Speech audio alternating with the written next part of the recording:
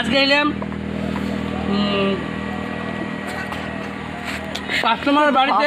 আজকে কাস্টমার বাড়িতে এসে ভাত খেতে চাংড়ার মধ্যে। এই চাংড়া একদিন কাস্টমার মানে আমার বৌদিমণিকে, আমার নিজের বৌদিমণিকে শাখা দিয়েছিলাম। আজ একটা কাস্টমারকে আমি শাখা দিলাম। তো এই চাংড়ায় বসে আমি বেলা চলে যাচ্ছে, এই চাংড়ায় বসে আমি ভাত খাচ্ছি।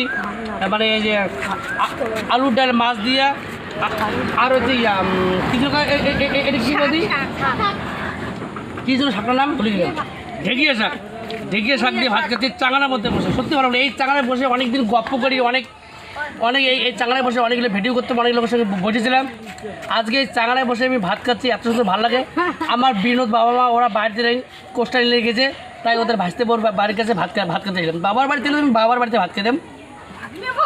তো ভাসতে বউ বললাম না, ভাসতে বললাম, ভাসতে বলে কী ভাও ও ভাগিনা বউ বাড়িতে ভাত খাচ্ছি চাংড়ায় বসে। সত্যি খুব ভালো লাগলো। আজকে এখানে বসে আমি ভাবতে পারি নাই। যারা আমরা ভেটে দিতেন তারা যদি আসেন আমার সঙ্গে চাংড়ায় বসে ভাত খেতে পারবেন। বেশি করে আলুর ডাল দিয়ে বলবেন।